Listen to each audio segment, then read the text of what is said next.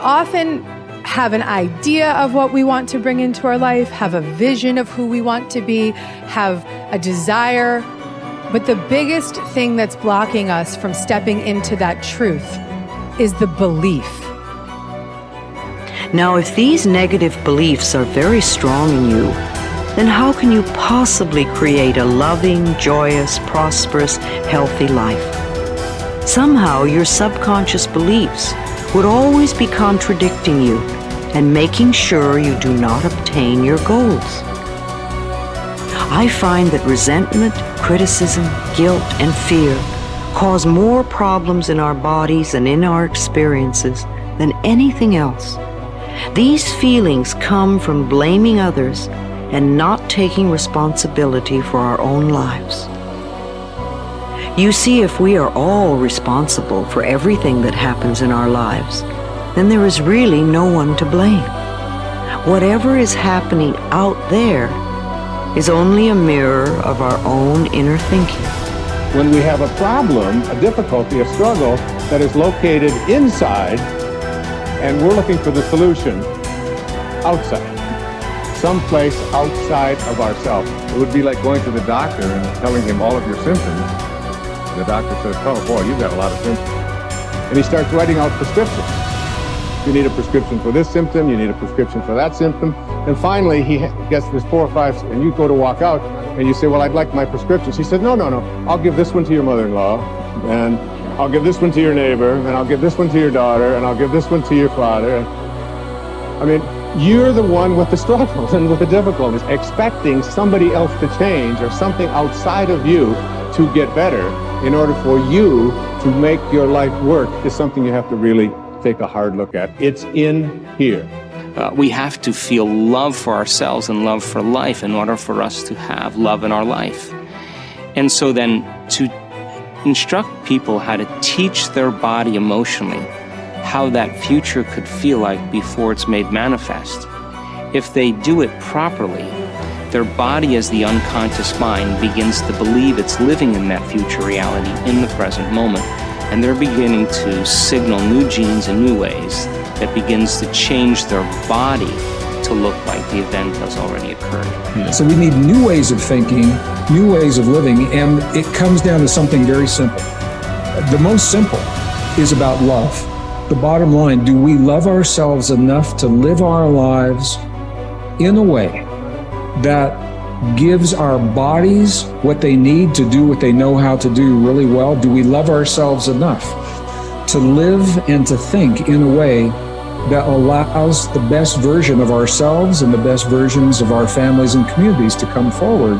So when you stand in this place of knowing that if this time-space reality has created within you a desire for something, this time-space reality will deliver the goods to you. So when you stand in that knowing and then you couple it with your belief in your righteousness or worthiness to receive it. When you're putting in a wish and a desire, put it in as if you already have it. I am healthy. I am a good relationship person. I have a great job. What's that? I say, it's like I already have it. And yet most people don't have it. So they'll say, I want a great job. I want a great relationship. I want to be healthy. And I go, make a recording of those words. We just said that. I want to be healthy. Today, right now, Tuesday, we're going to make a recording. I say, now come back in 1 year and let's push the button on that recording. And we come back a year later and it says, I want to be healthy. I go, it's a whole year and you still want to be healthy? Still don't have it, right? You didn't say I am healthy. All you're emphasizing, I have a desire to be healthy. I want to be healthy. I have a desire to be healthy. I go, you can have that desire the rest of your life. You're not going to get healthy. You want to be healthy, you say, I am healthy. But then you look and say, yeah, but in reality, I'm sick. And I go, no. The function of the mind is to take the program and turn it into reality. So if I am sick, but I put a program in, I am healthy, the mind looks, like, well, wait a second, the program is I am healthy, but the body is not healthy, so what's the function of the mind? Create health in the body. It doesn't change the program, it changes the body. And so the idea is this, every time we put a program in, it has to be as if you already have it, in spite of the fact you could be dying of cancer. I go, I am healthy. It sounds kind of weird. And I go, don't worry about it. Just put it on I am healthy, because once it is a program, the function of the mind is to manifest it as reality. Mm-hmm. That's the part. And so my little caveat, you brought it up, I'm emphasizing it, and that was simply this, that whatever you're downloading, you have to say it as if you already have it. Because if you put a future tense on it, I will, I want, I say, if you record that, that means you will always want to have it. Mm-hmm. I will do this. You won't get there. So I just wanted to bring that in, because if we're making a program, then you must make sure it says as if you already have it, in spite of the fact you don't. Top people look for the good in every situation. They know that it is always there. No matter how many reversals and setbacks they experience, they expect to get something good out of everything that happens to them. They believe that every setback is part of a great plan that is moving them inexorably toward achieving the great success that is inevitable for them. If your beliefs are positive enough, you will seek the valuable lesson in every setback or difficulty. You will confidently believe that there are many things that you have to learn on the road to achieving and keeping your ultimate success. You therefore look upon every problem as a learning experience. Napoleon Hill wrote, "Within every difficulty or obstacle, there is the seed of an equal or greater advantage or benefit." With this kind of an attitude, you benefit from everything that happens to you, positive or negative, as you move upward and onward toward achieving your major definite purpose. There is a law of reversibility in psychology and metaphysics that says you are more likely to act yourself into feeling a particular way than you are to feel yourself into acting. What this means is that when you start off, you may not feel like the great success that you desire to be. You will not have the self-confidence that comes from a record of successful achievement. You will often doubt your own abilities and fear failure. You will feel that you are not good enough, at least not yet.